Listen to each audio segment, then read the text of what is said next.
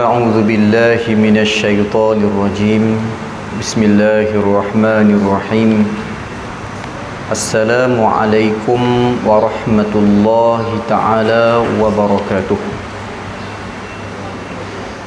إلى حضرة سيدنا ومولانا محمد وعلى آله وأصحابه وذريته ولجميع المسلمين والمسلمات والمؤمنين والمؤمنات وخصوصا إلى مؤلف الكتاب الذي سنقرأ بعد ذلك يعني الشيخ شيخنا سيد محمد أمين بن عدروس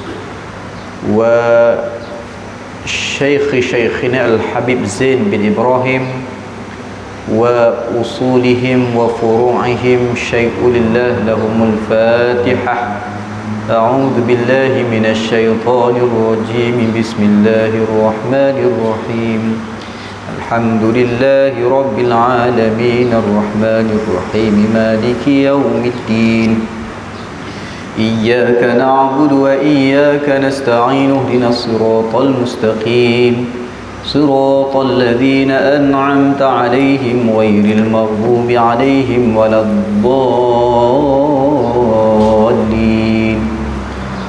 بسم الله الرحمن الرحيم الحمد لله رب العالمين والصلاة والسلام على أشرف الأنبياء والمرسلين سيدنا ومولانا محمد وعلى آله وصحبه أجمعين سبحانك لا علم لنا إلا ما علمتنا إنك أنت العليم الحكيم اللهم افتح علينا أبواب فضلك وانشر علينا خزائن رحمتك اللهم إنا استودعناك ما قرأناه فاردده إلينا عند حاجة إليه اللهم ألهمنا رشدنا وأعذنا من كل شر نفسنا رب زدنا علما وارزقنا فهما أما بعد قال الشيخ مؤلف رحمه الله قال الشيخ مؤلف حفظه الله adab ketika bersedekah. Bila kita sambung balik perbincangan kita ni setiap kali mai ke Langkawi kita akan membaca Kitabul Adab karangan Syekhina Sayyid Muhammad Amin bin Adrus dan bisa mengaji dengan dia kitab ni tidak secara keseluruhan lah, tapi pada pertajuk tu di Madinah Sa'ad bin Zaki menzirahi dia tu. Jadi kitab ni kita ada baca setiap kali mai ke Langkawi, sambung masjid ke masjid, surau ke surau, dan kena kepada kita pada hari ini sambung tajuk adab ketika bersedekah. Malam baca di Temunyung, pagi tadi baca di Candek Kura, ni sambung tadi pagi habis tajuk bab adab puasa, selesai lah.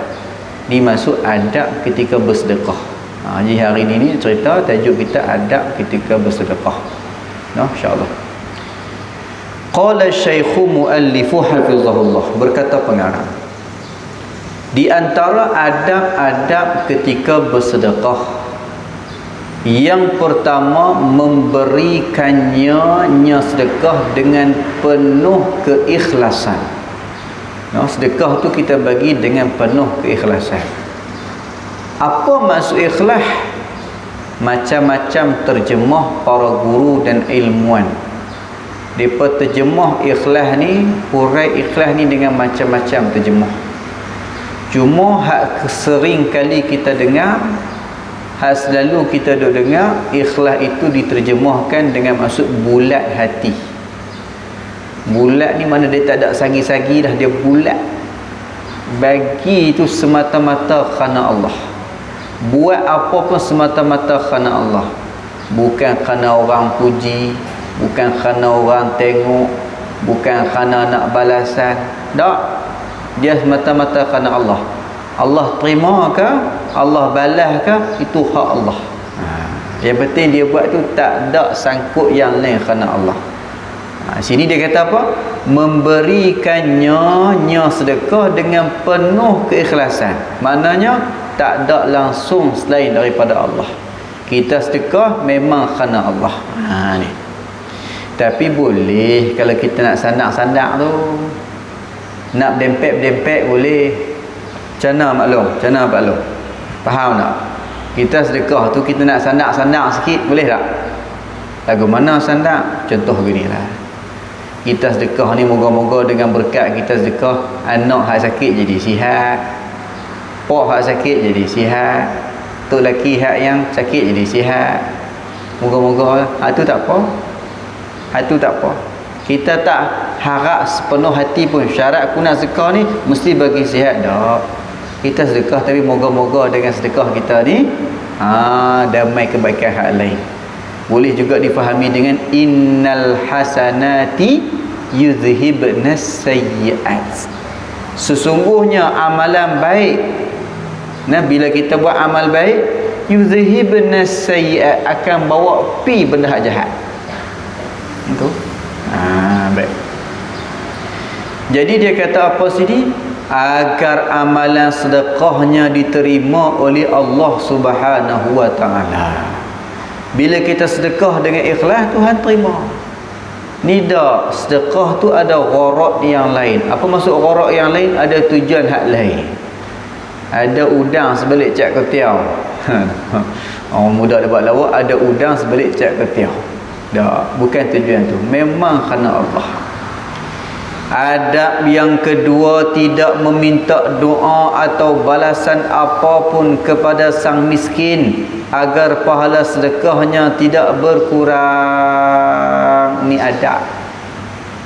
Di sana kita akan tengok ada petua-petua daripada alim ulama juga, ya, yang mana bila kita bersedekah ni masa tu doa makbul. Ini juga dinyatakan oleh agama Allah dan Rasul. Bagaimana disebut, ya, igtanim da'watas sa'i 'inda farhihi bi sadaqatiha. Igtanim da'watas sa'i, rebutlah doa orang yang sedang bergembira. Rebutlah doa orang yang sedang bergembira. Orang yang bergembira ni sebab apa? Igtanim da'watas sa'i 'inda farhihi bi sadaqatiha. Gembiranya itu dengan sebab terima sedekah. Siapa yang tak gembira bila dapat sedekah? Maknanya bila dia dapat sedekah, hatinya gembira. Saat itu doanya makbul. Pengalaman kita sendiri, tuan-tuan. Cerita pengalaman orang tak pernah erti. Pengalaman sendiri. Masa boleh anak nombor 2 tu, perempuan. Nombor 2 ni bahasa psikologi kanak-kanak dia panggil second child syndrome. Sindrom anak kedua. Orang yang dia pelik sikit. Angin dia boleh macam sikit. Jadi tak apalah, aku boleh anak nombor 2 tu, tuan-tuan. Tak ada masalah, macam biasa lah. Masa dia bayi tu ada sekali tu berlakulah perkara, melibatkan dengan maghrib dan sebagainya, ada riau.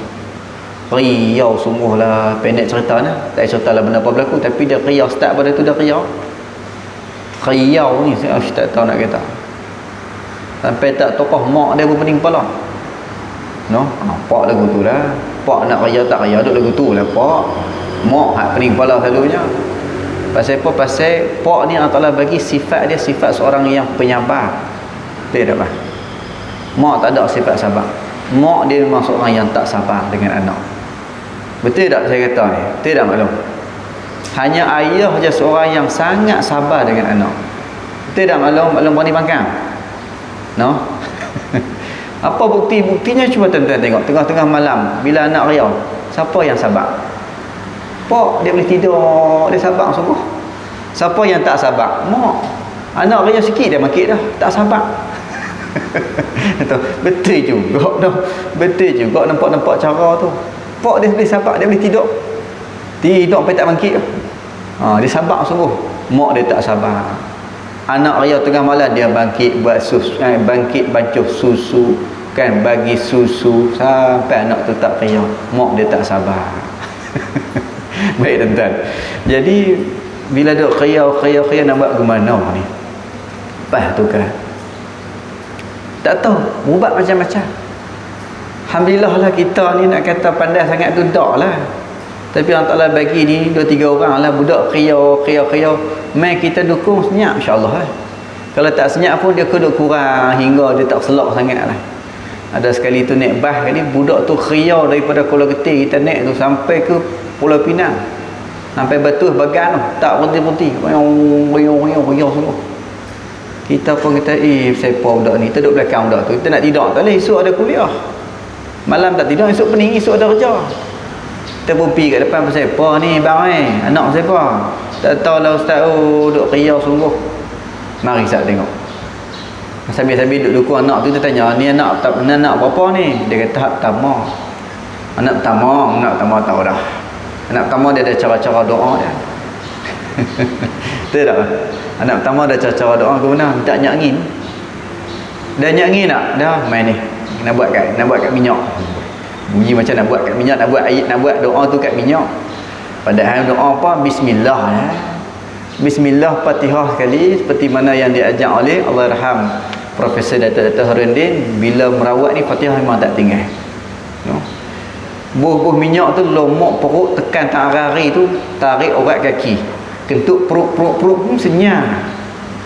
Bagi lihat kat dia, senyap Ustaz no. Kita tak kata lah budak ni kemur perut, abang tak kemur perut jatuh sendek kita. Ingat aku berhenti senyap sebab Ustaz jampi, rupanya sebab kentut. Kita tak abang lah sebab kentut tu, kita bagi tu. Lepas tu kas salam cium tangan tak kira. No, nasib baik masa tu pi tak tahu duit tak buat, kalau buat duit habis poket lah bagi kita. Pasal apa? Bukan ria sebab hasutan ke sebab gangguan, tak, sebab kemur perut. Buh minyak ni lega. Baik, nak lega lah alhamdulillah. Mai kat anak kita tak lega, jampi pun tak lega. Lah kali hala balik itu singgah dekat Arin Artapah kalau tak silap, ataupun Ipoh. Tengah-tengah nak minyak dia ada orang, siapa dia tu, kita Indonesia ke apa, Allah Allah, tapi nampak susah. Dia main minta derma, kata nak beli suanak lah apa sebagainya. Kita pun tak cakap banyak lah. Dia mohon dia dengan Allah Ta'ala, dia betul pun dia dengan Allah Ta'ala. Kita dalam poket ada RM20 tak silap, ambil bagi kat dia. Masa ambil tu kita sebut, tolong saya doa kat anak saya ni, dia suka menyanyi. Dia faham suka menyanyi tu. Dia tengok kita, tengok langit, tengok kita, tengok langit. Dia kata insyaAllah tak ada apa. Sungguh tuan-tuan, lepas daripada tu ria juga, tapi tak ria macam sebelumnya lagi. Sebelum tu ria macam nak tarik. Hak ni yang dia kata, irtanim da'watas sa'id inda farhihi bi sadaqatiha. Rebutlah doa orang yang sedang bergembira saat dia terima sedekah. Rebut doa. Masa apa? Masa tu doa dia makbul. Jadi kenalah sini dia kata apa? Cuma di sini dia kata tidak meminta doa atau balasan apapun kepada sang miskin agar pahala sedekahnya tidak berkurang. Hak tu adab yang betul. Tapi dah nak buat macam mana tak payah, kita kena minta doa kat dia juga. Itu satu. Yang kedua, memang adabnya orang yang bersedekah tak perlu minta doa kita yang terima sedekah. Tapi kita yang terima sedekah ni tahu dia berjasa kepada kita, kita balaslah dengan doa. Antara doa yang disuruh kita baca kepada orang yang bersedekah pada dia, Allahumma yubarik fi umruk. Allahumma wahai Allah, yubarik berkati baginya, umrik umurnya, no? Berkati baginya umurnya. Baik. Bila umur berkat ni, kalau kata umur dia ada tempoh lagi setahun pun, tapi dengan asbab kita doa, barangkali Tuhan makbul dan jadi berkat sungguh setahun tu, umpama 10 tahun dia punya berkat. Walaupun setahun, tapi jasanya orang kenang seolah-olah dia berjasa 10 tahun kepada orang.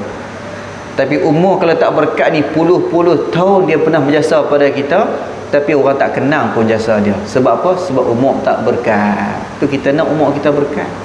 Macam harta kita kalau berkat, sekupang pun besar sangat-sangat.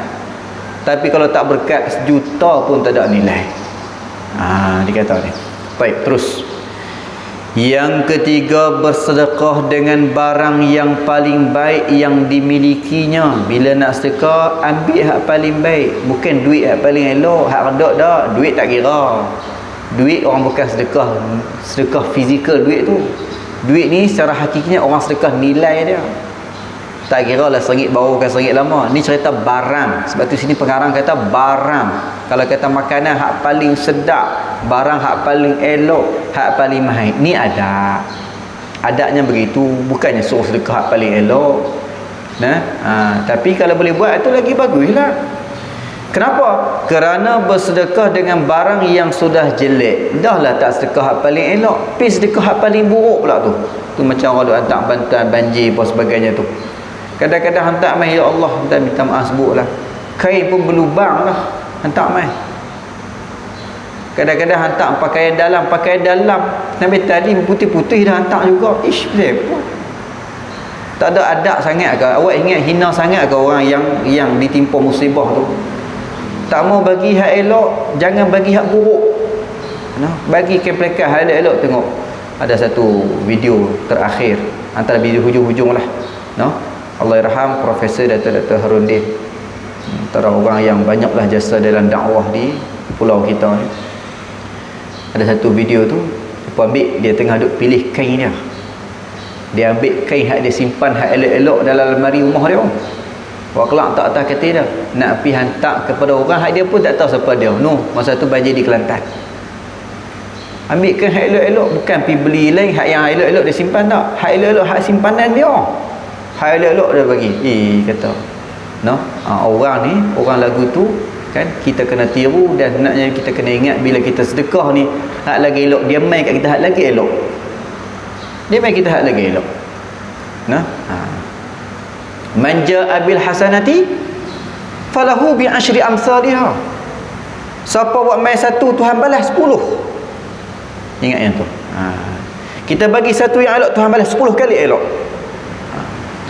Hukumnya, hukum orang yang sedekah dengan barang hak buruk, hak tak elok adalah makruh. Kecuali bersedekah dengan baju bekas. Apa maksud baju bekas? Baju hak bekas pakai. Tapi hak elok lah. Maka hukumnya tidak makruh.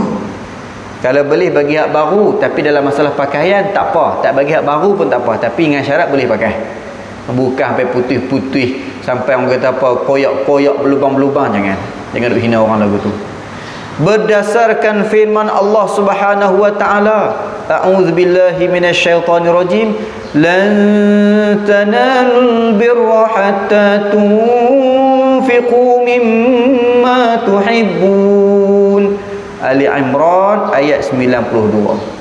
Kata Allah, kamu sekali-kali tidak sampai kepada kebajikan yang sempurna sebelum kamu menafkahkan sebahagian harta yang kamu cintai. Tak akan sampai kepada martabat kebajikan, martabat kebaikan yang kamil, yang sempurna, selagi mana kita belum menafkahkan harta yang kita sayang. Sayang duit kita, siapa tak sayang, hak itulah kita bagi. Sayang baju kita, siapa tak sayang, hak itulah kita bagi. Sayang barang kemas kita, siapa tak sayang, hak itulah kita bagi. Tuan-tuan, sampai ke satu tahap menafkahkan harta kita yang paling berharga. Apa yang paling berharga maklum? Apa dia? Maklum ada harta paling berharga? Apa dia? Barang kemas, antai, gelang. Dah. Yang paling berharga adalah anak kita. Anak yang kita sayang, anak yang kita bela ni. Maka nafkahkan pada agama, tuan-tuan. Nafkahkan anak kita pada agama. Pergi cari tok guru, pergi cari madrasah-madrasah, hantar anak kita masuk. Nida, hantar masuk madrasah, hantar masuk pondok. Hak kita sendiri tak larat nak bela dah, baru hantar pergi. Mak nak hantar pergi pondok kok jadi baik sikit tu, cara sebut pun nampak. Kita sendiri dah menghukum institusi pondok. Kita sendiri dah menghina pondok. Sebab apa? Kita kata pondok ni tempat hantar anak-anak kita hak bodoh-bodoh. Hak sekolah pun tak mau terima baru hantar. Kadang-kadang bukan setakat sekolah tak mau terima, polis pun tak mau terima dah. Polis pun tak mau terima dah. Syekh buku hang masuk lokak. Hak tu baru kita hantar pergi pondok. Lepas tu kita nak kata pondok ni awak mundur sangat. Awak tak mundur, kita sendiri memundurkan pondok. Maka tuan-tuan ubah cara pemikiran. Alhamdulillah hari ni kita tengok, alhamdulillah orang dah mula berubah dah. Hak hantar main pondok-pondok banyak anak cerdik-cerdik. Baru ni kita buka temu luga terata ilmu, alhamdulillah mai hak cerdik-cerdik. Hak kita bagi 10 minit hafaz satu muka, 5 minit dia main jumpa dah. Siap dah ustaz. Biar alhamdulillah. Kita nak hak lagu tu. Hak ni lah nak angkat agama, tapi tak mau cerdik sangat. Tok Guru pesan kau jangan cerdik sangat, dia kata. Tok Guru kata kita mengaji ni biar bodoh-bodoh tak apa. Jangan cerdik sangat. Bila cerdik sangat tuan-tuan, ramai orang rosak dengan sebab cerdik juga kadang-kadang. Kita tengok kawan-kawan kita pun ramai masa mengaji cerdik-cerdik tak tahu. Dia jadi lawan Tok Guru pula. Dia berasa dia cerdik pada ulama, dia hina Imam Syafi'i hari ni. Hari ni orang yang hina Imam Syafi'i ni bukan orang bodoh-bodoh tu, orang cerdik-cerdik. Hak kadang-kadang ada sampai pengajian sampai tak PhD. Cerdik-cerdik bukan tak cerdik, tapi hak itulah yang duk hina mazhab Syafi'i. Perli orang ramai, mengelirukan orang awam. Hari tu pasal apa? Kes doa makan. Doa makan ni budak tadi kau pun tak kelai. Kita duk kelai bab doa makan, letih sungguhlah. Tu kata dengan Tuan Guru Haji Siddiq Noh, dia kata apa? Dia kata orang kita ni jangan kata kawan tak reti, berkawan tak reti. Tahu lah mana kita tak reti? Kawan ada orang betul kita boleh kawan pi lah sembang dia dapat kawan baru, tak reti. Nak ramah-ramah tegur tanya siapa minta muti pun tak reti. Nak kawan tak reti, nak berkelai pun tak reti. Lagu mana nak berkelai tak reti? Kelai benar orang tak kelai. Budak tadi kau pun tak kelai masalah doa makan, kita duk kelai. No. Tak ada kerja. Makan buah Asyura jadi Syiah. Orang tua-tua duk makan buah Asyura 10 tahun tak bisa jadi Syiah. Ni hak terbaru pula ni, lemang. Lemang pun jadi isu. Dia kata apa? Lemang ni tak ada sunnah Nabi. Bila masa kita kata lemang ni Nabi buat? Lemang ni bid'ah. Nabi tak makan.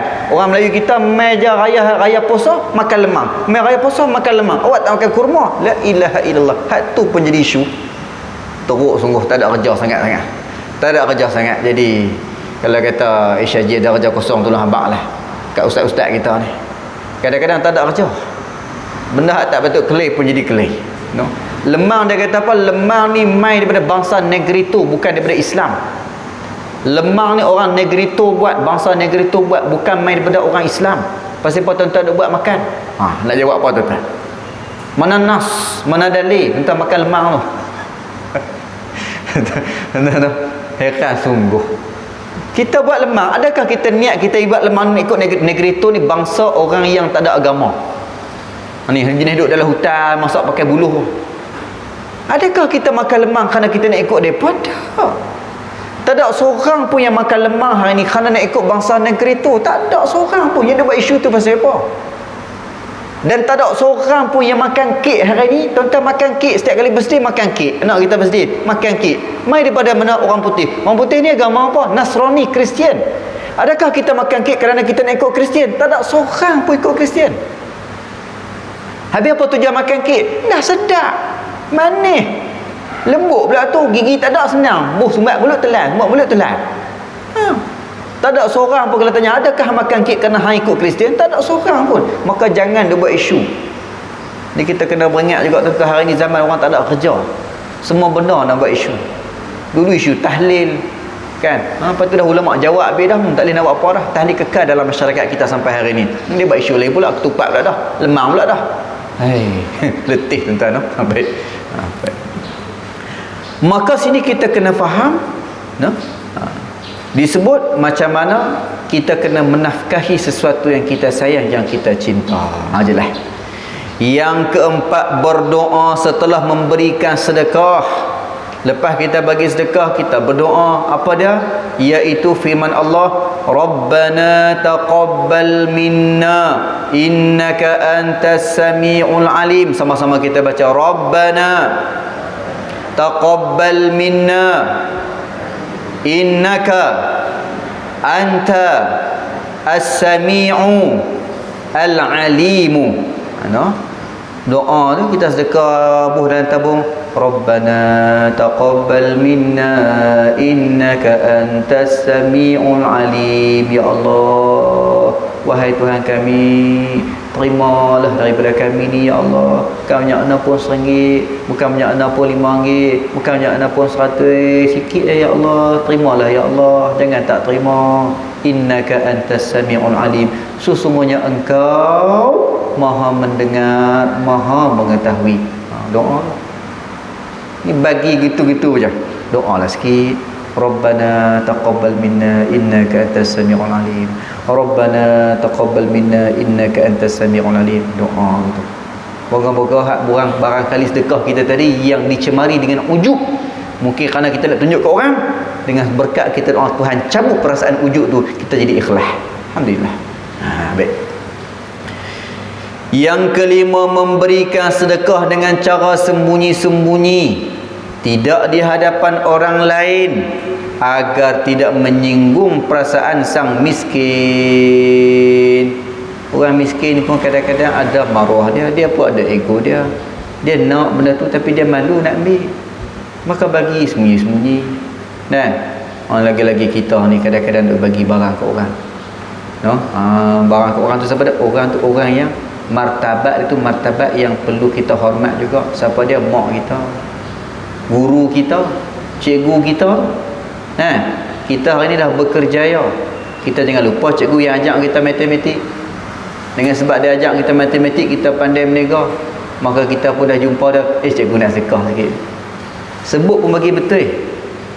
Bila kita bagi pada pihak atas, bahasa betul kita tak boleh kata sedekah.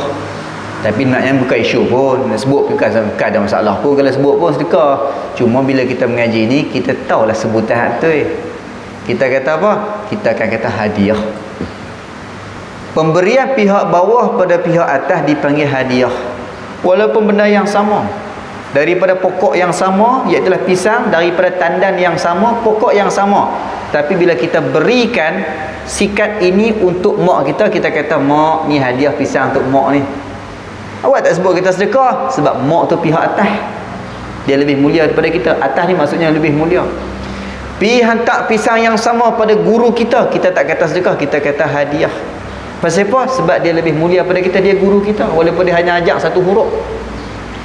Kita sedekah, kita nampak orang duk jalan tepi jalan, orang ni orang miskin, dia bukan guru kita, dia bukan adik-beradik yang lebih tinggi martabat pada kita, kita pun tak kenal siapa, kita pun bagi kat dia pisang. Nah, sedekah, kita kata sedekah. Sebab apa? Dia pihak bawah kita, boleh kata sedekah. Anak kita, boleh kata sedekah. Pekerja kita, boleh kata sedekah. Nah, sedekah. Nah, sedekah. Nah. Tapi kalau atas pada kita, kita tak kata sedekah, kita kata apa? Kita kata hadiah. Ustaz, cikgu, teacher, mak, ayah, pakcik, pak lang, tuan, ni hadiah. Hadiah, benda yang sama. Nah, dia kalau boleh hadiah ni, hatta nak bagi pada orang miskin pun bungkuslah sama. Nak bagi pisang pun dalam bungkus tu ada antara adab. Nak bagi duit bungkus, jangan bagi nampak buh dalam sampul ke apa pun. Kadang-kadang jangan bagi di tangan, bagi di poket. Setengah-setengah guru bagi tangan dia pasal sukan. Aku main bukan cara datang ni. Dan nak bagi juga pak buat macam paksa sikit, buh di poket. Gitu, setengah-setengah tu. Tapi setengah guru tak apa. Bagi pi tangan kaki pun dia ambil apa tu. Tapi tak apalah kita. Kita tak kesesuaian kita lagu mana pun. Nak sebut lagu tu. Setengah mak tak apa. Bagi di tangan tak apa. Tapi setengah mak tu dia tak mau. Kita bagi tangan pun dia tak mau. Maka kita kena paksa dia buh dalam poket dia. Baru dia tahu. Kan tak mau sangat orang nak bagi ni. No? Jadi pandai-pandai kita tak. Itu maksudnya. Dia kena tengok juga. Kita pernah sekali bagi duit ke orang. Ustaz Said Abdul Qadir Al-Jufri. Dia main ceramah kat madrasah. Kita tersilap. Kita masa kita sedekah bagi duit ke dia, duit lah kawan main jauh-jauh. Kan dia main, dia tak harap apa pun. Kita bagi dia tak boleh nak tampung pun dia. Cuma sebagai satu kita kata habuan-habuan, kawan nak beli kitab ke, kawan nak beli minyak, nak beli ayak ke apa-apa boleh. Tapi kita silap, kita pergi kata sedekah. Ustaz sedekah ni, dia tak ambil, terlepas. Dia tak boleh terima. Pasal apa? Dia keturunan Sayyid. Sayyid ni keturunan Rasulullah, keluarga Nabi tak boleh terima sedekah. Zakat tak boleh terima, sedekah tak boleh terima. Padahal dia lepas Allah kita silap. Silap cakap. Tak fikir. Ambil balik ustaz minta maaf, silap cakap hadiah untuk ustaz. Dia dah terima benda yang sama, tapi nak buat hukumnya begitu. Orang sayyid ni depa ni ada kemudian depa tak boleh terima sedekah, tapi hadiah boleh, benda yang sama, tukar. Tu mana penting juga perkataan ni pun. Baik. Kalau lagu tu dia kata apa? Bagi secara sembunyi-sembunyi, bagi sembunyi-sembunyi gitu.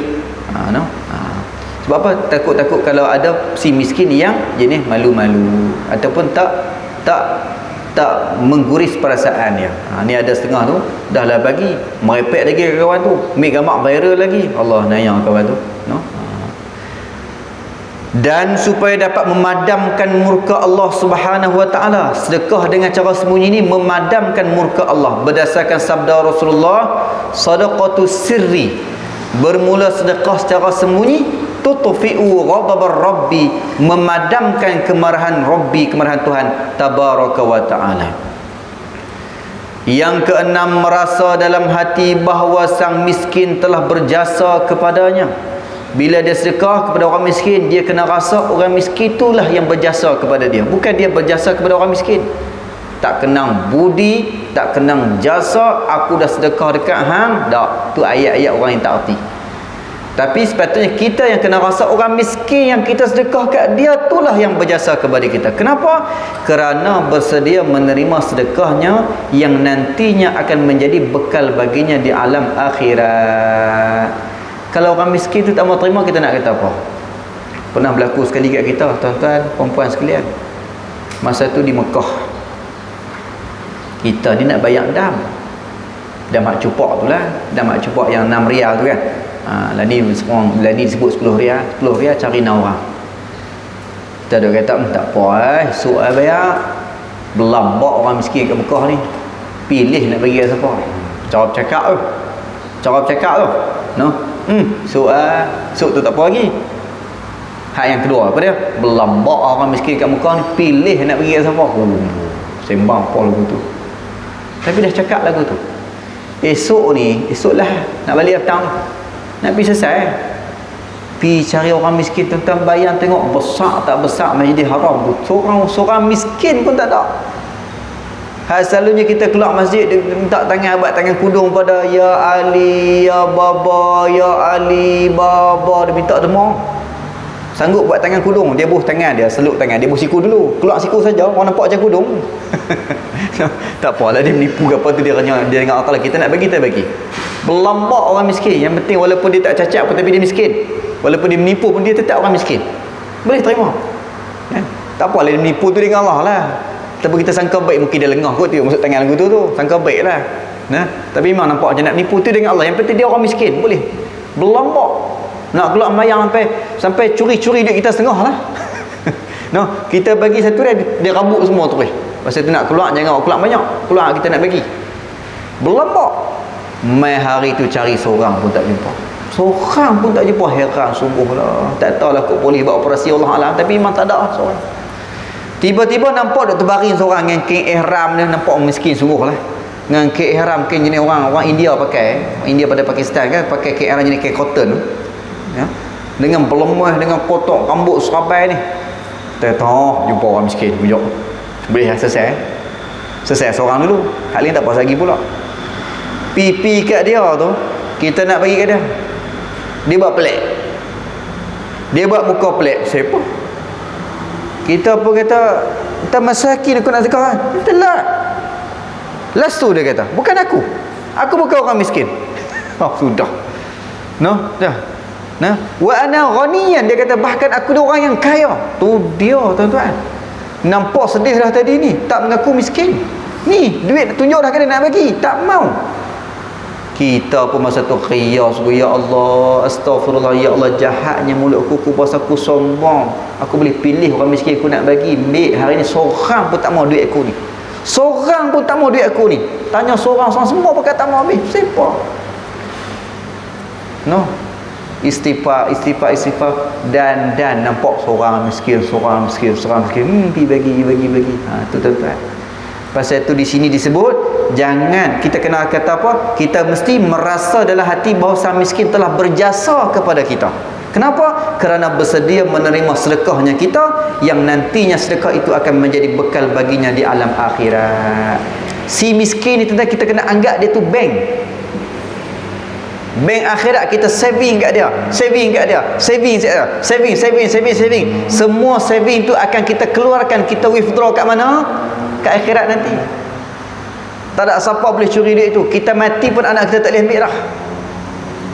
Kita buat wakaf, no, ingat pondok-pondok nak buat bangunan apa, buat wakaf, anak kita tak boleh ambil dah. Tu saving akhirat kita. Makan hasil lah kat sana, tak berhenti. Tu kena rebut tu. Apabila datang fakir miskin kepada Al-Imam Ali Zainal Abidin, ni antara anak cucu Nabi yang utama ni, cucu Nabi yang utama,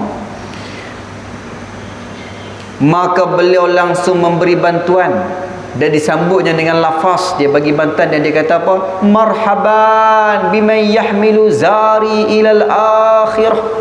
Bahasa marhaban, selamat datang, biman yahmilu zari, wahai orang yang akan membawa bekalku ilal akhirah, wahai pemegang bekal aku ke akhirat, selamat datang, mai tolong pegang sat bekal ke akhirat aku, tolong pegang sat bekal akhirat aku. Pada lagu tu jiwa dia bersedekah. Kita ada orang miskin, mai kita palau, dia bukan main minta derma, dia jual tisu pun kita halang.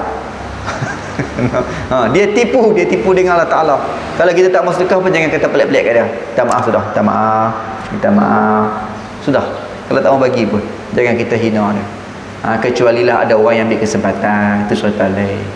Kita tak nafi kadang-kadang ada orang ambil kesempatan, dia menipu. Kita tak kisah dia menipu, kita tahu dah dia dengan Allah, tapi kita tak mau dengan sebab dia menipu, orang-orang miskin yang lain teranayang pula. Dengan sebab dia yang menipu, orang miskin lain yang kena marah. Pasal tu kita marah dia, kita kata dia, hang ni jangan buat buta, aku tahu hang tak buta. Tak ni hang bawa kereta elok, tiba-tiba hang keluar-keluar kereta pakai mata hitam, dia jual tisu. Hang buta ke? Hang tak buta kan? Jadi nak minta derma, minta dia elok, tak sedut menipu. Tu nasihat, bukan kita kata. Itu nasihat, tu tak apa, no? Baik. Yang ketujuh, tidak mewakilkan kepada orang lain tatkala bersedekah kecuali terdapat uzur atau untuk mendidik agar terbiasa bersedekah. Itu tak apa, jangan wakil. Ni duit bagi dia, ni duit bagi kawan tu, tak? Bagi sendiri, jangan suruh orang. Kecuali lah kita tak erti nak mencari. Ada juga ustaz kat madrasah, ustaz tu ada anak-anak miskin, yatim, ada. Saya tak kenal ustaz, kalau bagi ustaz tak bagi mereka boleh tak? Tu tak apa lah, tu cerita lain. Nak main pula lagi di Kuala Lumpur, main ke Kedah ni cari seorang belik IC pasal multih. Dia peletih tak? Jadi tu cerita lain. Hak ni tak, orang miskin duduk depan mata kita, duduk suruh pekerja kita bagi siapa? Duduk suruh driver kita bagi siapa? Suruh staff kita bagi siapa? Kita pergi bagi sendiri. Hak tu afdal. Macamlah kita nak baca Quran. Bila kita nak baca Quran, dinyatakan apa? Kita sendiri yang kena ambil Quran tu, dan kita sendiri yang kena simpan. Tak boleh minta tolong orang, dan tak boleh suruh orang tolong simpan. No? Kecuali lah uzur, nak mangkit tak larat, dan mangkit nak duduk payah, dan duduk nak mangkit payah, tolong saya ambil, tadi lupa nak ambil. Tu tak apalah. Ni tak. Lompat mangkit ambil telefon boleh, nak ambil Quran tak boleh. Kan? Baik.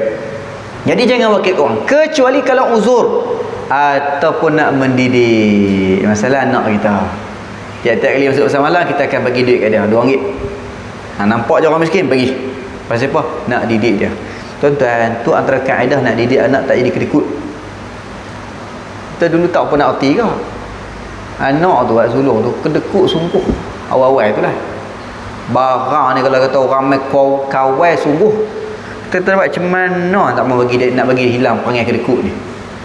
Lalah kali tak apa, abang kat mak dia beli yang kotak ke apa ke, beli coklat-coklat apa, suruh dia bagi tiap-tiap hari, lazimkan dia bagi sedekah kat kawan dia, bagi ke kawan dia, bagi coklat yang kotak, skrim, popok pakai bagi.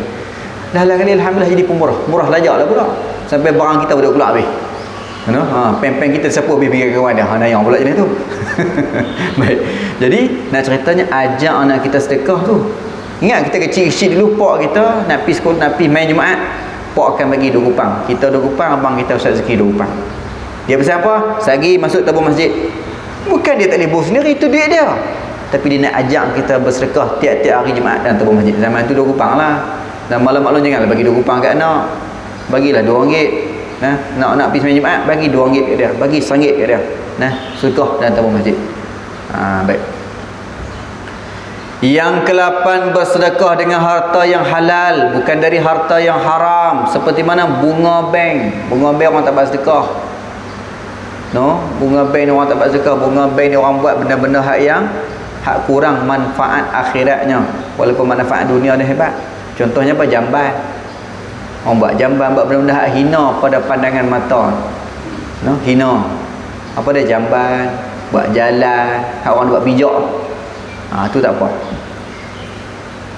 Salafus soleh berkata, Allah Subhanahu wa ta'ala tidak akan menerima pahala sedekah kecuali telah memenuhi 2 syarat. Tuhan tak terima pahala sedekah kita kecuali sempurna 2 syarat. Apa dia? Yang pertama, ikhlas. Dan tanpa ikhlas, awal-awal tadi kita dah bincang dah. Ingat lagi dah ikhlas apa dia? Bulat hati. Tak ada sagi-sagi dah. Dia tak ada bucu-bucu dah. Dia bulat terus. Dia tak ada bucu-bucu, tak ada sagi-sagi dah. Bucu ni maksudnya ada kerana nak orang puji, ada bucu ni kerana nak orang tengok dia, ada bucu ni kerana nak orang buat baik kat dia. Tekah bila kat dia, dia tu ada kebun durian, so ni memang mesti durian dulu, dia tak lupa kat aku. Ada. Bukan kerana tu. Sikit pun tak ada. Yang kedua, dengan harta yang halal. Kalau harta tu haram pun Tuhan tak terima. Habis. Yang ke-9, memberikan sedekah dengan tangan kanan, kecuali jika terdapat uzur. Tangan kiri, tangan kanan putih nak buat mana? Bagilah tangan kiri. Tapi kalau tangan kanan ada elok, bagi tangan kanan. Yang ke-10, bersedekah tatkala masih dalam keadaan sihat. Bukan sakit baru nak sedekah. Sedekah siapa? Sedekah bila duit taruh pun kali pakai dah. Aku tengok je dipa dah kat aku ni. Nak jalan merata tak boleh dah, masa tu baru nak sedekah. Tapi tak apalah, mujur juga dan sedekah. Tapi seafdalnya sedekah masa kita tengah sihat. Al-Habib Alawi bin Syihab. Habib ni apa? Bila sebut kata Habib ni, mana kita tahu dia ni orang alim berketurunan Rasulullah. Kalau orang alim yang bukan keturunan Rasulullah dipanggil syekh ataupun al-imam. Alim dan keturunan Rasulullah, maka dia adalah Al-Habib dipanggil. Al-Habib Alawi bin Syihab rahimahullah berkata, bersedekah dalam keadaan sihat lebih utama daripada bersedekah dalam keadaan sakit, dan bersedekah ketika sakit lebih utama daripada bersedekah setelah kematiannya dengan cara berwasiat. Maknanya okey jugalah walaupun tengah-tengah sakit dan lagi duk sedekah dan padam kan, tak apa dah. Tinggal hak wasiat lah. Wasiat pun bukan beli semua. Wasiat ni 1/3 saja. Nak? Wasiat ni 1/3 je. Hak semua ni hibah, hadiah. Tu. Habis. Maknanya time kita sihat ni banyak sedekah. Jangan kita ingat bila kita sedekah harta kita berkurang, Pak Long. Jangan kita fikir bila kita sedekah harta kita ni hidup kurang. Jangan kita fikir lagu tu. Sebab fikir lagu tu dia tak yakin dengan janji Allah. Janji Allah lagu mana? Man jaa bil hasanati falahu bi asyri amsalihha. Siapa bagi 1, Tuhan balas 10. Tu janji Tuhan. Yang ke-11, dianjurkan bagi yang menerima sedekah untuk mengucapkan bila kita terima sedekah kita kena ucap apa pula? Di doa ni sama-sama kita baca ajrakallah fima a'taita wa barakalaka fima abqaita wa ja'alahu laka tahura. Kita minta ajrakallahu fima a'taita. Kita minta Allah Ta'ala balasi, tambahi, kurniakan engkau pada barang yang telah engkau berikan. Apa hang bagi, lagu itulah Tuhan akan bagi pula kat hang. Tuhan akan balas kat hang. wa barakalaka fima abqaita. Tuhan akan kekal, Tuhan akan berkatkan apa barang yang tinggal kat engkau tu. Apa yang duduk kat engkau tu berkat. Hang bagi kat aku ni, Tuhan akan balas balik.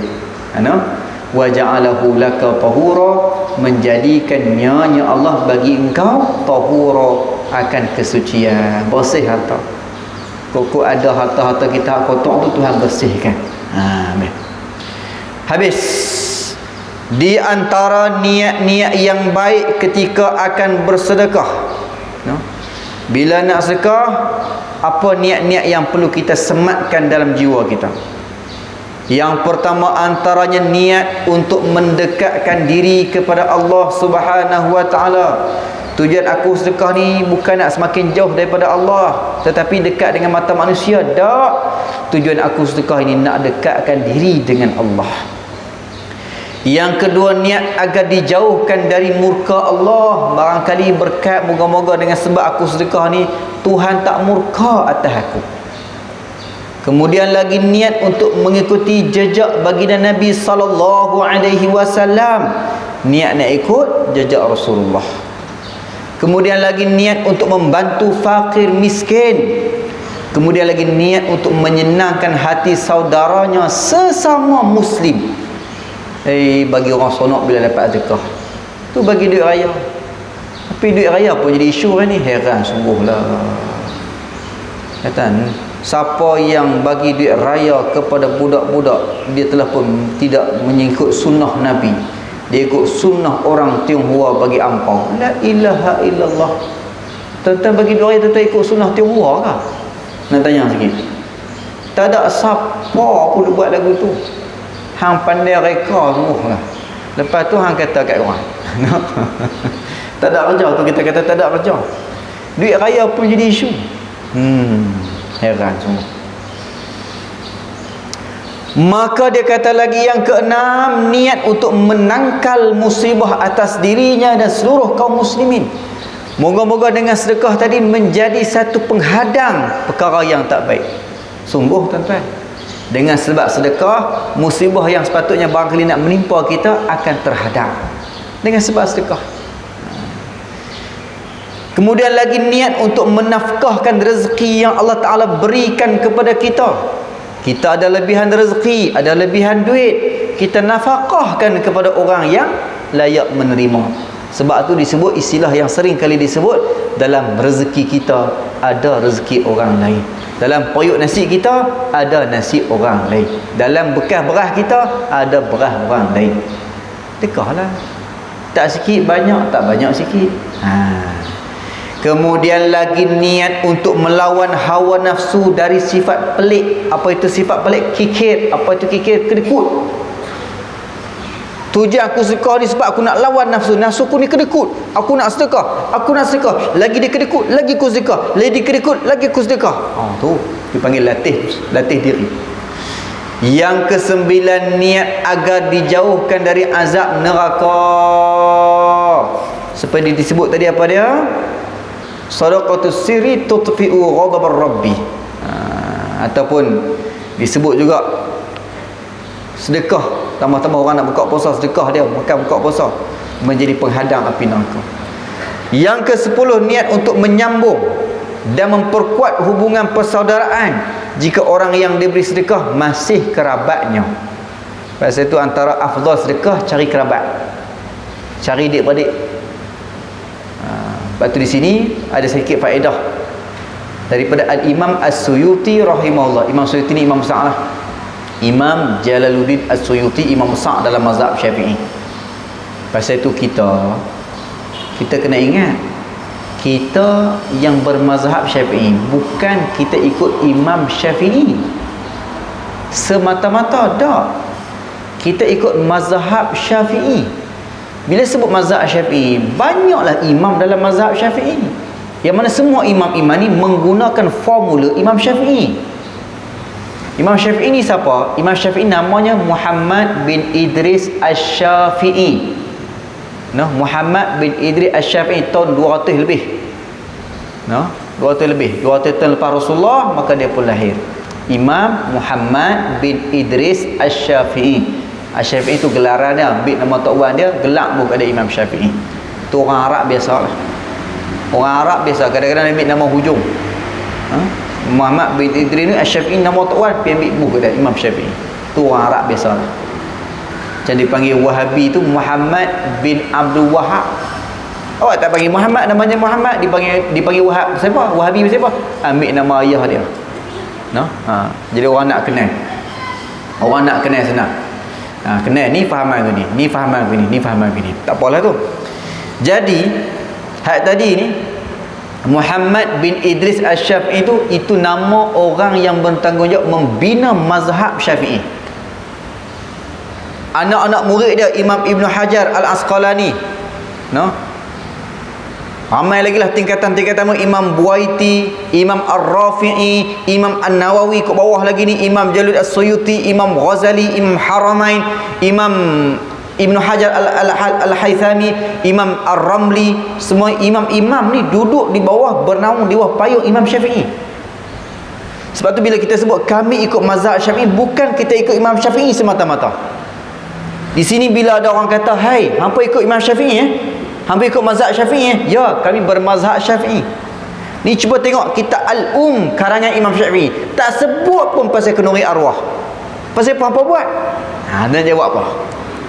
Dan nama kata ikut Imam Syafi'i, pasti tentu ikut apa Imam Syafi'i kata. Maka kita pun kata kami ikut mazhab Syafi'i, bukan ikut Imam Syafi'i semata-mata. Mazhab Syafi'i mana imam-imam di dalamnya.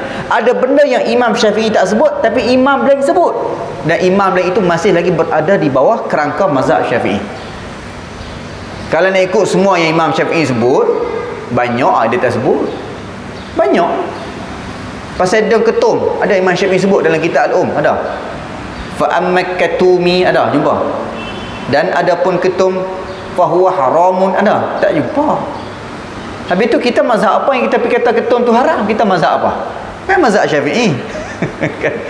kan mazhab Syafi'i. Mana bukan Imam Syafi'i kena sebut semua. Imam Syafi'i tinggal kaedah pun cukup dah. Antara kaedahnya bid'atun bid'atani. Bermula bid'ah itu adalah dua bid'ah.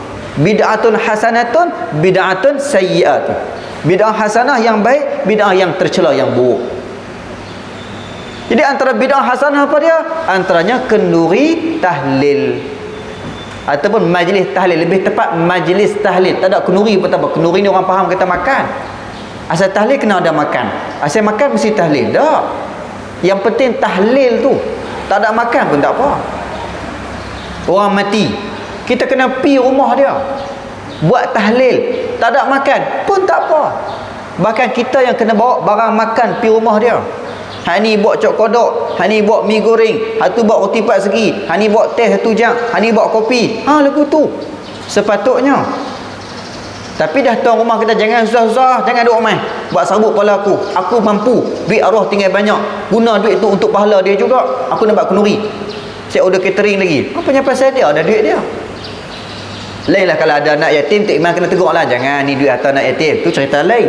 Ni dah anak yatim pun semua cucu habis dah, boleh cucu dah, anak-anak pun boleh cucu dah. Atuan mati ni, maka duit atuan mati ni banyak sangat-sangat. Kami nak buat kenduri, jamu orang makan. Pasal apa? Bila orang makan, orang tu gembira, tengah-tengah tu la ilaha illallah, la ilaha illallah, hidung dah bau gulai kata menung kan. Baik, ada makan gulai kata menung malam ni, maka gembira tak dia? Gembira. Bila gembira jadi tak macam kita sebut tadi, irtanim da'watas sa'id inda farhihi bi sadaqatiha. Rebulah doa orang yang sedang bergembira saat terima sedekah. Ni gembira nak makan gulai kata menung ni, masa tu doa dah makbul. Allahumma ghfir lahu ya Allah, ampuni dia ya Allah. Allahumma ja'al qabrahu raudatan min riyadil jinan. Jadikan kuburnya daripada lubang, jadikan kuburnya daripada taman-taman syurga. Makbul doa insya-Allah. Tu kita pandang lagu tu. Hak depa tak pandang lagu tu tak apa, punya pasal depa. Kita pandang lagu tu. Kita pandang setiap benda hak Nabi ajak ada manfaat. Maka Nabi suruh kita ziarah kubur, Nabi suruh kita baca doa, Assalamualaikum ya ahlal kubur wa inna insyaallah bikum lahiqun. Paling kurang Assalamualaikum ya ahlal kubur, wahai ahli kubur. Paling kurang. Siapa ajak? Nabi ajak. Adakah Nabi ajak benda yang sia-sia? Tidak. Wa ma yantiqu 'anil hawa in huwa illa wahyun yuha. Pertuturan Nabi, percakapan Nabi, tindak tanduk Nabi bukanlah sia-sia, bukanlah hawa nafsu, tapi ada manfaatnya. Maka bila Nabi ajak nak masuk kubur, assalamualaikum ya ahlal kubur, doa sejahtera kepada ahli kubur dulu.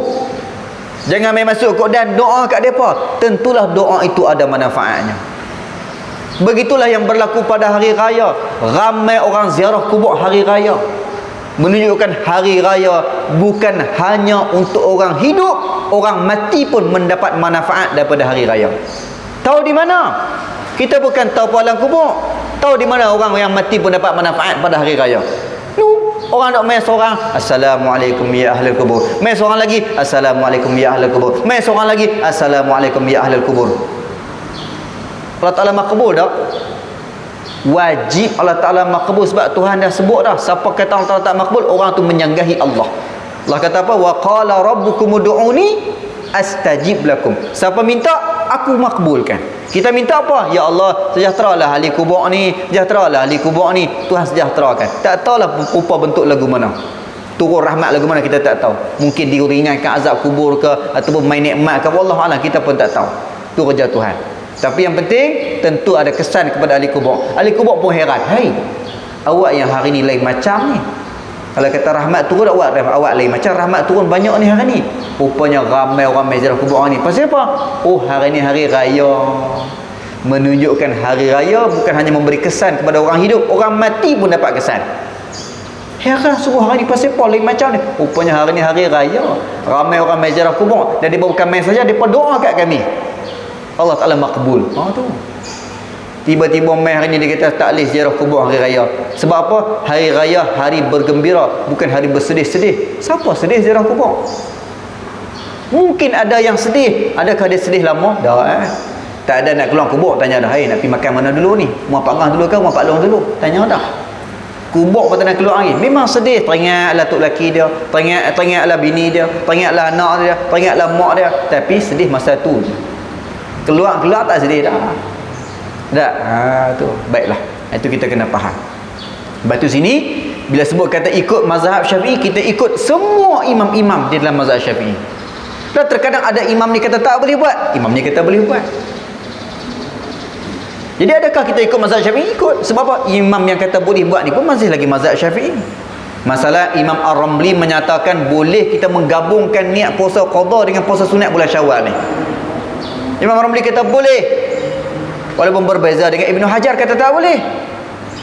Habis tu adakah kita ikut Imam Ramli, kita terkeluar daripada mazhab Syafi'i? Tak. Imam Ramli pun masih lagi imam dalam mazhab Syafi'i. Maknanya masih lagi ikut mazhab Syafi'i lah. Tak keluar pun. Kalau ada orang kita buat tahlil itu keluar pada mazhab Syafi'i, tak betul. Sebab ada imam-imam, ulama-ulama mazhab Syafi'i sendiri yang menyatakan hukum tahlil dan sebagainya. Walaupun tak ada dalam kitab Imam Syafi'i, tetapi dinyatakan oleh ulama-ulama dalam mazhab Syafi'i. Itu kita kena faham. Habis. Maka Imam Jalaluddin As-Suyuti rahimahullah menyatakan membagi pahala sedekah menjadi 5 bahagian. Pahala sedekah ni dia ada 5 bahagian. Yang pertama, pahala sedekah yang tarafnya setakat 10 darjat. Dia ada daripada 10 darjat ni sampai 900,000 darjat. Pahala sedekah ni Imam Suyuti dia bagi kepada 5.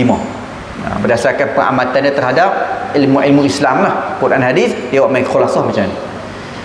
Yang pertama, pahala yang bernilai 10 darjat, 10 pangkat. Apa dia? Bersedekah kepada seseorang yang dalam keadaan sihat. Kita nampak orang tu, orang tu orang miskin tapi dia sihat, kita sedekah juga kat dia, maka mendapat 10 pangkat, 10 darjat. Yang kedua, pahala 100 darjat. 100 kedudukan. Tadi 10, ni 100. Apa dia? Bersedekah kepada seseorang yang dalam keadaan sakit. Tadi dia sihat, dia boleh kerja. Ni memang dia tak mampu nak kerja, dia sakit. Tu 100 kali kan. Tu 100 darjat, 100 tingkatan. Yang ketiga, pahala 900 darjat. Tadi mula-mula 10, lepas tu 100, ni 900 pula dah. 900 darjat ni pada siapa? Tuan-tuan kalau saya sebut, tuan-tuan pun terkejut. Bukan orang sakit, bukan orang sihat. Apa dia? Siapa dapat jawab, dapat telefon ni kita bagi. Tak tahu telefon siapa kan? Ha? Ada 900 darjat. Siapa dia? Sedekah kat siapa? Kalau 10 darjat sedekah pada orang sihat, 100 darjat sedekah pada orang sakit, 900 darjat sedekah pada siapa? Bersedekah kepada kerabat keluarga, adik-beradik. Tak kira sakit ke sihat, 900 darjat. Oh, pasal tu kena cari adik-beradik dulu. Ni orang susah seberang sungai kita boleh pergi tolong, adik-beradik kita susah sebelah rumah kita tak tolong. Duk tolong sedia Ustaz. Duk tolong sedia tak apalah. Ni tak tolong langsung. Rata-rata dunia pergi tolong orang, adik-beradik sebelah rumah tak tolong. Tak boleh lagu tu, tak kena. Tolong dulu adik-beradik ni, baru pihak luar. Ni. Cuma kena tengoklah. Ada adik-beradik hak tak boleh makan zakat, kita jangan nak bagi zakat kat dia. Hak boleh makan zakat tak apalah. Hak tanggungan kita tak boleh, jangan nak bagi zakat kat dia. Bagi sedekah. Nah, bagi sedekah, jangan bagi zakat. Yang keempat, pahala 100,000 darjat. Kuduk tinggi lah. Nah, dia ada 5 je. Hak pertama 10 darjat, hak kedua 100 darjat sedekah pada orang sakit, hak ketiga 900 darjat kepada adik-beradik, adik-beradik saudara mara yang memerlukan lah, yang memerlukan. Tengok anak-anak kita hak menaduk ngaji agama, ngaji pondok, tu kita tolong. Hak ngaji sekolah menengah pun kita tolong, tapi hak ngaji pondok kita tolong lagi. Pasal apa? Nak tunjuk yang kita ni sangat sayang kepada orang yang sayang agama. Dia ngaji agama. Tu. Tengok mana adik-beradik kita, hak alim-alim, tolong dia. Moga-moga dengan kita tolong dia tu, dia boleh muzakarah kita, boleh mengajar kita, tumpang pahala dia mengajar. Anak-anak kita, cucu kita, kan? Cucu menakan kita, anak adik ipar kita ke ngaji agama, tolong dia. Supaya apa? Supaya dia dapat guna duit tu, bayar iuran dia, beli kitab dia, esok dia mengajar, kita tumpang pahala dia. Jadi adik-beradik dulu. Yang ni 100,000 pula. Siapa dia? Bersedekah kepada siapa dia agak-agak. Orang jauh ke orang dekat? 100,000. Tadi 900, ni 100,000. Yang ini bersedekah kepada orang tuanya. Keduk dekat, lagi besar rupa-rupanya. Kita duk ingat lagi jauh lagi besar, tak? Lagi dekat lagi besar. Mak ayah kita, tolong dia. Ni dia. Habis akhir sekali 900 darjat. 900,000. Boy.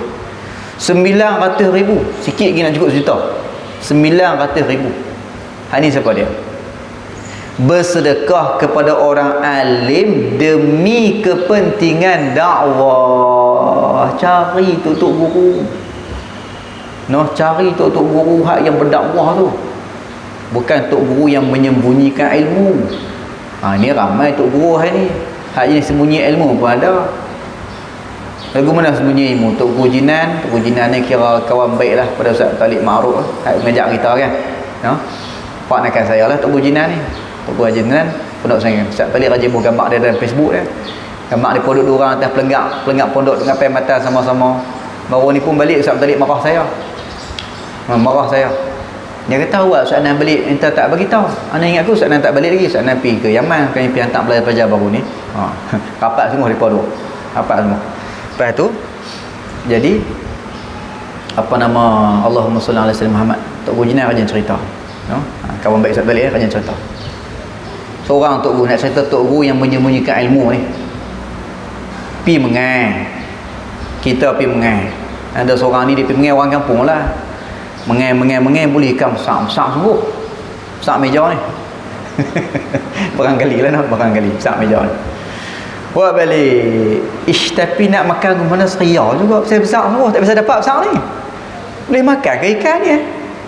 Apa-apa kita tanya Tok Guru lah. Kita ada Tok Guru. Tanya Tok Guru. Nak payah-payah pergi rujuk kitab apa-apa. Dia ada Tok Guru. Dia alim. Tu tujuan ada Tok Guru. Pergilah tanya Tok Guru. Tok Guru ikan. Tok Guru kenal tu ikan apa? Ikan tu ikan sedap semua. Payah nak jumpa ikan besar lagu tu dan sedap semua. Tok Guru tahu tu ikan apa. Tok Guru dia fikir-fikir, kalau aku jawab kata boleh makan, tak pergi dia makan. Pakai aku tak ada apa. Kan? Jawab tak boleh makan, kok dia lempak bagi kat aku. Kan? Boleh kat aku makan. Tok Guru kata apa? Ikan ni orang tak buat makan lah, tak boleh makan. Hukum fiqh kata kalau besar lagu ni makruh makan ni. Jawab. Makruh makan ni, tak apa nak bagus. Kan hukum sebut lagu tu. Kawan ni pun kata, oh ya ke? Saya baru cadang nak bagi kat Tok Guru. Dah Tok Guru tak boleh, tak apa. Saya pilih 4 wang. Saya pilih 4 wang. Pada habis. Oh Tok Guru, oh nak bagi kat aku ke? Sat. Nak kena tengok lain. Aku pun tak apa nak ingat. Biasalah aku orang tua. Aku pun bukannya ingat sangat. Semua benda nak kena ingat. Sat. Dia pergi ambil kitab babat tengok. Oi boleh aku tak perasan kau surat ni tadi, aku tak perasan, boleh. Nampak ini contoh Tok Guru yang mana mengukur agama tu dengan nafsu. Nauzubillah min zalik. Jangan gitu. Nah, hak sini hak 900 darjat bersedekah kepada orang alim yang memang betul-betul dia mengabdikan dirinya dalam dakwah, orang yang ikhlas berdakwah, orang yang dia dijadikan dakwah sebagai kiblat hidup dia. Allahu akbar. Tu tengok Tok Guru pondok kan ada apa? Dakwah sungguh sampai tak keluar pondok duk kadang-kadang keling dengan bini beras tak ada. No, hak lagu tu kita kena tolong sungguh. No, baik. Jadi hak ni 900,000 darjat tu tolong Rasulullah. Tengok macam mana orang Mekah tolong orang Madinah, tolong Rasulullah, tolong suruh guna ya Rasul, ambil segala-galanya bagi. Orang Mekah sampai orang Madinah bagi sampai tak bini pun bagi. Dah main tinggal bini-bini tak mau ikut, bini nak kekal dalam agama musyrikin Mekah. Main seorang-seorang. Tak apalah, biniku dah ramai, 3-4 orang ambil. Kan? Cerai-cerai habis dah, kahwinlah dengan dia. Tu zaman tu lah. Zaman lah yang baru tu lah. Jaga elok bini kita. No, cuma nak cerita zaman sampai tahap lagu tu bini pun bagi. Habislah tuan-tuan, jaga elok. Lepas tu tadi kita sebut benda paling utama kita wakaf adalah anak kita. Hantar pergi ngaji agama. Mak Sayyidina Anas bin Malik mai jumpa Rasulullah, ya Rasulullah, orang lain bagi macam-macam, bagi tanah, bagi unta, bagi wang mah, bagi itu ini, aku tak ada apa nak bagi, aku bukan orang ada harta, tapi ya Rasulullah aku nak bagi juga, aku nak infak juga untuk agama. Bagi apa? Aku nak bagi anak aku ni, Anas bin Malik. Bagi. Dia jadi khadam Nabi, khidmat dengan Nabi. Akhirnya dia jadi orang yang paling banyak meriwayatkan hadis sebab duduk dengan Nabi, anak murid Nabi. Maka tuan-tuan, hantar anak-anak kita masuk pondok. Cari anak kita 5 orang, siapa hak paling cerdik, hak ni aku nak hantar ngaji pondok, hak ni aku nak bagi angkat agama, hak ni aku nak bagi angkat balik pondok. Ni cari lagu tu. Malung no, anak tak ada dah malung. Cucu, cari cucu hak paling cerdik. Tak apa cucu, tok sponsor semua. Tok sponsor semua, kain plekat, kain batik semua tok bagi. Yang penting ngaji agama. Tapi tuan-tuan ingat, bila hantar anak ngaji agama, jangan manjakan dia dengan dunia. Salah yang amat besar bila janji pada anak, hang ngaji agama nah, sampai Quran habis mak beli kat hang motor. Salah yang amat sangat. Kalau pernah buat, tarik balik. Sebab pasal apa? Hilang berkat anak tu. Duk ngaji elok-elok, tapi akhirnya kita pergi janji kat dia, hang ngaji elok, mak beli kat hang telefon. Maka akhirnya dia mulanya mengaji elok, hati dia dah mula mengaji kerana handphone. Ikhlas, dia tak ikhlas dah. Dia hafal Quran kerana handphone. Dia ngaji kitab kerana handphone, kerana motor, kerana lesen dan sebagainya. Jangan janji. Memang mak nak bagi kat hang motor, memang mak nak bagi kat hang telefon, tapi bukan sebab hang ngaji agama. Tu tanggungjawab mak. Sampai masa mak bagi, hang ni hang ngaji kerana Allah. Sampai masa hang dapat. Kalau tak sampai masa hang puluh lagu mana takkan dapat. Tu baru betul mak lagu tu. Jangan duk janji pelik-pelik sangat. Saya perasan ramai kadang-kadang budak tu cerdik ngapai kat kita, ngaji kita cerdik. Mai tong kedua jadi tak cerdik pasal apa? Tanya hang dia ada masalah ke? Kok ada cikaru awek ke apa ke? Tak ada, dia kata, tak ada. Buat jadi slow, tengok rekod prestasi tu menurun, drop. Menurun pasal apa? Tanya-tanya selidik penyisik, rupanya mak menakan janji, habis pakcik nak beli hang motor. Habis. Dia hafal jadi tak ikhlas. Bila tak ikhlas, rekod turun, akhlak jadi buruk. Kita panggil mak dia, panggil pakcik dia yang buat salah tu mai. Pandai-pandai nak pelingkuk nak orang. Budak dia bagus, elok-elok dia berjanji lagu tu. Rosak. Istighfar balik, taubat balik, tarik balik janji tu. Nak bagi-bagi tapi bukan sebab mengaji agama. Agama tak ada nilai. La yashtari nabi ayatillah samanan qalila. Jangan jual agama Allah dengan harga yang rendah. Sebiji motor 6 juta, 10 juta itu bukan harga dia. No? Para pendakwah pun sama. Bila berdakwah tak boleh niat nak duit, nak sampai tak boleh. Bukan harga dia. Kerja kita Allah Taala bayar gaji. Ingat yang tu. Ajak anak-anak kita esok ni yang anak hafal Quran, masuk tahfiz, keluar jadi imam. Jadi imam masjid ni bagi 1,000, masjid ni bagi 1,500. Baik kopi masjid ni. Jangan. La yashtarina bi ayatillah thamanan qalil. Tak senang pun orang yang menjadikan agama, menjadikan Al-Quran sebagai jalan nak cari dunia. Tak senang tu. Nampak keduk susah. Tapi tok guru kita cuba tengok. Depa kerja mana ada gaji apa? Siapa bayar gaji depa kerja di pondok? Yuran pun tak ambil. Budak-budak masuk pondok yuran dia berapa sebulan? Mana ada ratus RM30. Tu yuran apa? Yuran api ayam. Tok guru tak ada. Hak mana orang minta beras, minta ikan tu dia makan. Tapi tengok hidup dia susah ke senang? Senang. Kereta tak ada tapi senang. Kita ada kereta nampak macam susah. Ni tok guru ni. Tuan-tuan kita nak lagu tu. Nak hidup kita berkat, insya-Allah. Kisah hikmah akhir sekali sikit ni. Kita habiskan tajuk ni. Hikmah keutamaan bersedekah. Ni hadis yang panjang, cerita yang panjang, saya baca laju sikit. Wajjaha rajulun ibnahu fi tijaratin famadat ashhurun wa lam yaqa' lahu khabarun fatasaddaqa bi raghifaini wa arrakha dhalika al-yawm falamma kana ba'da sanatin raja'a ibnuhu saliman rabihan fasa'alahu abuhu hal asabaka fi safarika bala'un qala na'am ghariqatis safinatu bina fi wasatil bahri wa ghariqtu fi jumlatin nasi wa idza bishabbaini akhadhani fatarahani ala syati wa qala li kulli walidika hadha bi raghifaini fa kaifa law tasaddaqa bi akthar min dhalika. Katanya, terdapat seseorang yang mengirim anaknya untuk pergi berdagang, pergi berniaga, pergi kerja. Maka telah berlalu beberapa bulan namun dia tidak mendengar khabar sang anak. Lama dah anak pi, tak tahu cerita.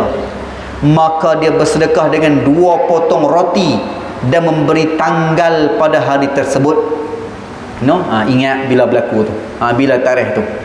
Lalu setelah lewat 1 tahun, lepas tahun dia sedekah roti tu. Lepas tahun dia sedekah, tak tahulah apa jadi pada anak aku ni, nak buat ke mana ni, hidup kan mati kan, duduk di mana, susah kan senang, lapar kan ke buluk kan, kenyang kan ke mana ni. Sedekahlah 2 keping roti. Buat tanggal, buat tarikh. Lalulah setahun. Maka tiba-tiba anaknya pulang dalam keadaan selamat serta membawa untung. Dahlah balik tu selamat, untung pula tu. Lalu ayahnya bertanya kepadanya, fasa'alahu abuhu hal asabaka fi safarikal bala. Apakah kamu pernah terkena musibah dalam perjalananmu? Senyap sunyi, apa pun tak ada apa ni. Hang kena musibah ke? Hang kena apa-apa ke? Maka dijawab anaknya, iya. Qala na'am gharaqatis safinatu bina fi wasatil bahri. Perahu yang aku naik tu untuk buat barang dagangan pergi kerja tu tenggelam di tengah laut, dan aku juga tenggelam bersama dengan beberapa orang. Dia kata duduk dalam tu fi jumlatin nas. Dan tiba-tiba mereka berdua berkata kepadaku, katakanlah kepada ayahmu. Tenggelam dengan beberapa orang. Lalu tiba-tiba ada 2 pemuda yang menolongku dan melemparkanku ke tepi pantai, dan mereka berdua berkata kepadaku, mai 2 orang pemuda ni, selamatkan dia daripada tenggelam. Wak mai pergi seret di pantai, tak pergi pantai. Dan 2 orang pemuda ni kata apa? Katakanlah, kulli walidika, katakanlah pada ayah hang. Kata apa? Hadza bi raghifaini, ini adalah 2 potong roti. Fakai falau tasaddaqa bi aktsara min dzalika, bagaimanakah seandainya jika dia bersedekah lebih daripada itu. Ni aku hak mai tolong hang ni adalah pesan daripada sedekah 2 keping roti. Sedekah 2 keping roti aku mai tolong petak lagu ni, selamatkan nyawa anak. Bagaimana kalau sedekah lebih daripada 2 keping roti? Mana apa tuan-tuan? Pasal itulah antara cara nak bagi anak kita jadi selamat, banyak sedekah. Banyak sedekah.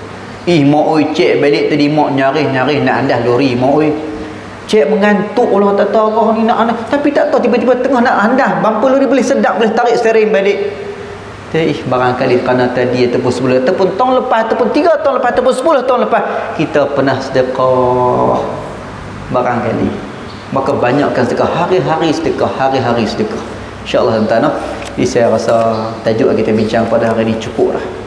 Apa yang pengarang kita tinggal kat kita ni, tulis bagi kita ni cukup kuat, kemas dah untuk menolak kalau ada perasaan malas atau berat dalam bersedekah.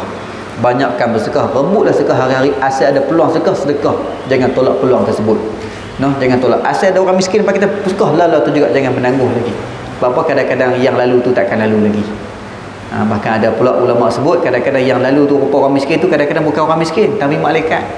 Pasal tu rebut terus, sedekah terus. Lagi-lagi kalau pergi tempat-tempat yang berkat seperti mana tanah haram, nampak orang miskin nak lah tu, bagilah lah tu juga. Jangan dah macam ya, pembayang dululah, pembayanglah sedekah, tak jumpa dah. Tak jumpa dah. Tuan-tuan, insya-Allah cukup sekadar itu dulu. Wallahu subhanahu wa ta'ala alam. Summa qala ada menghadiri majlis ta'lim. Insya-Allah. Nanti sambung balik pada bulan hadapan di masjid-masjid surau-surau yang berjadual yang mana kita diamanahkan untuk mengisi. Akan sambung balik ada menghadiri majlis ta'lim. Wallahu subhanahu wa ta'ala alam. Sallallahu rabbuna ala nuril mubin Ahmad al-Mustafa sayyidil mursalin. Sallallahu rabbuna ala nuril mubin Ahmad al-Mustafa sayyidil mursalin wa ala alihi wa sahbihi ajma'in wa ala alihi wa sahbihi ajma'in. Bismillahirrahmanirrahim. Alhamdulillahirabbil alamin wassalatu wassalamu ala asyrofil mursalin wa ala alihi wasahbihi ajma'in. Allahumma inna istawda'naka ma qara'nahu fardhu ilaina 'inda hajati ilaih.